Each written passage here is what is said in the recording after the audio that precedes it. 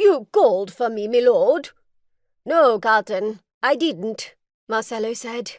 Carlton, always the devoted servant, looked crestfallen.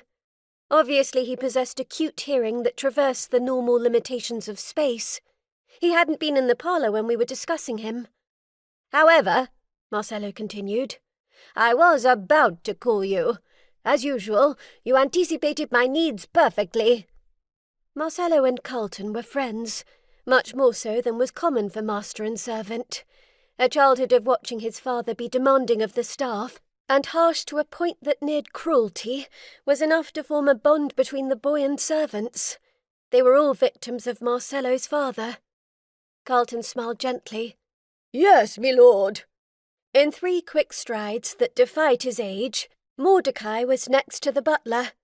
"Carlton, we're ready for you to teach us your version of disappearing." Mordecai smiled brilliantly, and it was a refreshing sight. At that moment, I could almost grasp Mordecai's ability to extend his lifespan beyond its normal limits.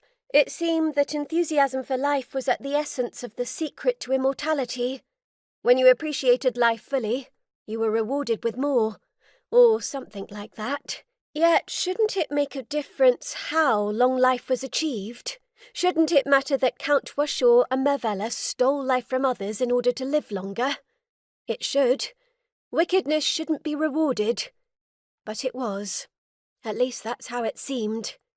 Mordecai said, "So tell me, Carlton, what is it about your disappearing that's unique?" The last 3 days had been filled with learning, quenching my insatiable thirst for magical knowledge. Finally, I was beginning to understand fundamental basics of magic that Mordecai and Marcello took for granted. All mainstream magic was dominated by spells, standard ones that an enchantment automatically updated. The fundamental spells might be the same, yet magicians lent to it their individual signature. Sometimes the differences were subtle. Other times they were sufficient to make an abrupt utilitarian spell sing like silk curtains around an open window, fluttering on a spring breeze.